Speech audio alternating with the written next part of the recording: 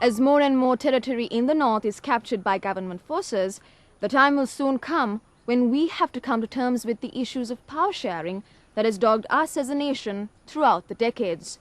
With another provincial council elections around the corner in the central and November provinces, the 13th Amendment to the Constitution comes into prominence once again. The government is keen on implementing the 13th Amendment, especially the Provincial Councils Act, to demonstrate their commitment to devolving power to the regions of Sri Lanka. Here are the views of some politicians, both in and out of the government, on how they see the 13th Amendment. A deeply entrenched centralized power structure has long been blamed for underdevelopment and lack of sensitivity to issues and concerns which exist in the periphery. As far back as the 1950s, there were calls for the devolution of power, which simplistically means the transferring of political and administrative decision-making authority from the central government to elected bodies at lower levels. Then, in 1987, the Indo-Sri Lanka Accord recognized the strengthening of provincial councils through the 13th Amendment to the Constitution. The provincial council will have power as agreed between the centre and the province to function as its authority.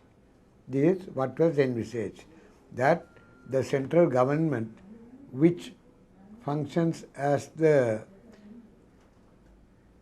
ruling power and the ruling body, will give away to the provinces some of its powers, which are to be discharged, exercised by the provincial council elected by the people.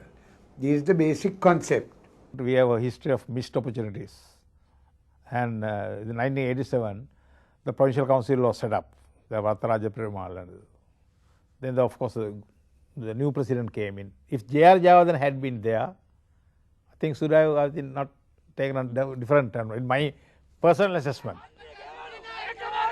Efforts to implement the 13th Amendment were subverted by successive governments due to varying factors. In the past and even today, certain groups are against any devolution, as they believe it would be detrimental to national interests. 1987 13 අනුක්‍රම ව්‍යවස්ථා සංශෝධනය අපේ රට මතට ගෙනාවේ බලහත්කාරය. ඉන්දියානු රජයේ උවමනාව මත. ඒ පළාත් සභා ක්‍රමය හඳුන්වා දෙනකොට ප්‍රධාන කරුණු දෙකක් කිව්වා. එකක් තමයි අපේ රටේ ජාතික ප්‍රශ්නේ විසඳන්න පුළුවන් කියන එක. දෙවෙනි එක තමයි පළාත් ආර්ථික සංවර්ධනය උදා කරගන්න පුළුවන් කියන එක.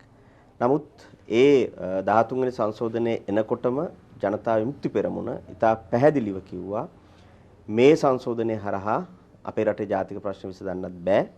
ඒ වගේම පළාත් සංවර්ධනය ඇති කරන්නත් බෑ කියන එක. ඉතින් අද අවුරුදු ගානකට පස්සේ අවුරුදු 20 ගණනකට පස්සේ ජනතා විමුක්ති පෙරමුණ එදා හිටපු ස්ථාවරය 100 ගුණයකින් සනාථ වෙලා තියෙනවා. අද අපේ රටේ ජාතික ප්‍රශ්නයට මේ පළාත් සභා ක්‍රමය කිසිසේත්ම විසඳුමක් වෙලා නැහැ. Despite the negative sentiments it generates, even from within its ranks, the government has demonstrated commitment to fully implement the 13th Amendment based on the recommendations of the All-Party Representatives Committee. ජනතාව විසින් අප තෝරාපත් කරගෙන තිබෙන්නේ ඔවුන්ගේ අපේක්ෂාවන් අරමුණු ඉටු කරගන්න. අප රටේ සෑම පළාතකම ජීවත් වන ජනතාවටම ලැබී ඇති ප්‍රජාතන්ත්‍රවාදී අයිතිවාසිකම් වගේම අපි උතුරේ ජනතාවගේ ප්‍රජාතන්ත්‍රවාදී අයිතිවාසිකම් රැක දිය යුතුයි. This commitment has been visibly demonstrated by conducting provincial council elections in the recently liberated Eastern Province following a lapse of 14 years. While normalcy is being restored here and development initiatives are being kick-started, some uncertainties are surfacing on the level of empowerment of the 9 provincial councils in the country. Today, there is growing consensus that the 13th Amendment, even if implemented in full, may not be an adequate tool to empower the provinces to act decisively concerning the welfare of local populations. It was never implemented properly. If it is adequately implemented, then the people will begin to realize, enjoy the fruits of it. So that will create new conditions. Even those younger elements might reconsider their position. So when they will get complete dissolution when even the 13th Amendment was not implemented. That is what happened. So and this younger boy, they took an extremist position. So yeah. But even now today, the moderate people, they say at least, I know large number of people, intellectuals, at least first implement it. Then you can think of 13th Amendment plus later, but it creates new conditions.